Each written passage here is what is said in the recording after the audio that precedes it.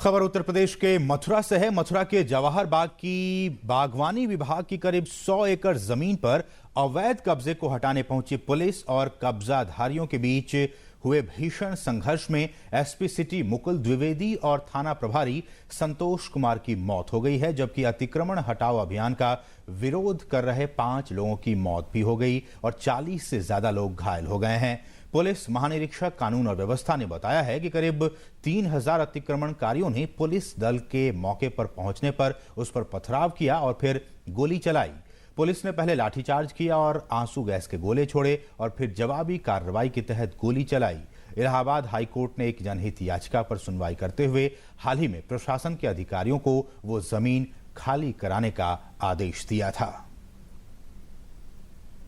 एक recce party यहाँ पे पुलिस की थी जो व्यवस्था देखने आई थी, उनके ऊपर जिन्होंने यहाँ अतिक्रमण किया था उन्होंने उसके ऊपर अटैक किया, फायर किया, जिसमें हमारे एसपी सिटी घायल हुए, बाद में उनकी मृत्यु हुई। हमारे एक स्टेशन ऑफिसर फरह, उनको गोली लगी, उनकी मृत्यु हुई।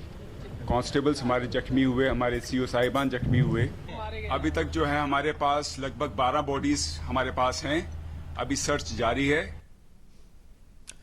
और हमारे साथ हमारे संवाददाता नीरज सिंह इस वक्त मौजूद है। नीरज, सबसे पहले तो ये बताइए क्या ताजा अपडेट है वहां से आपके पास? देखिए आसिम, मैं बता दूं कि सुबह का समय है और अगर आप मेरे पीछे देख पाएं, ये वो पूरा का पूरा इलाका है। ये जो सड़क है वो अंदर थोड़ी दूर पर ही जो जवाहर बाग मौजूद है वहाँ के लिए जाती है। पूरे इलाके को पुलिस ने घेर कर रखा हुआ है क्योंकि इलाका बहुत बड़ा है आसिम, 100 एकड़ से ज़्यादा का इलाका है और उस इलाके में जो प्रदर्शनकारी थे, करीब 3000 के करीब उनकी संख्या थी, उन्होंने अपने मकान तक बना लिए थे। कच्चे मकान थे लेकिन मार्केट लगाते थे, वो लोग मकानों में रहते थे, उनके जो परिवार के लोग हैं वो भी वहाँ पर मौजूद थे। और करीब 2.5 साल से ये पूरा जो धरना प्रदर्शन का जो कार्यक्रम है वो इनका चल रहा था।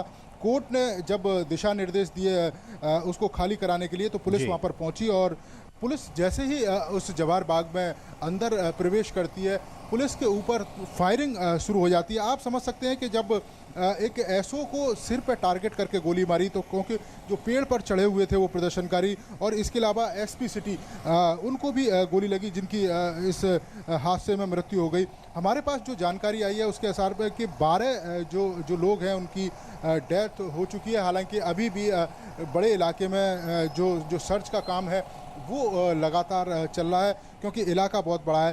पुलिस ने पूरी स्थिति को नियंत्रण कर रखा है, लेकिन इतना ज़रूर है कहीं ना कहीं पुलिस की जो कार्यप्रणाली है उस पर भी उंगलियां उठती हैं कि आखिर 2 साल से ज़्यादा समय से वो लोग यहाँ पर रह रहे थे, उनके पास अत्याधुनिक वेपन मौजूद थे, हैंड ग्रेनेड का उन्होंने इस्तेमाल किया, तो पुलिस की जो गुप्तचर जानकारी है वो आखिर पुलिस के पास क्यों नहीं पहुंच पाई कि आखिर इतने बड़े पैमाने पर जो हथियार हैं वो यहाँ पर इकट्ठा हुए हैं, 3000 के करीब जो लोग हैं वो यहाँ पर रह रहे हैं। तो कहीं ना कहीं पुलिस की कार्यप्रणाली पर भी उंगली उठती है क्योंकि उसी वजह से कम 2 जो लोग हैं, 2 ऑफिसर हैं, उनको अपनी जान से हाथ धोना पड़ा। हालांकि अब जो प्रशासन है उन्होंने जो आगरा के कमिश्नर हैं उनके नेतृत्व में जाँच बैठा दी है, जाँच शुरू हो गई है।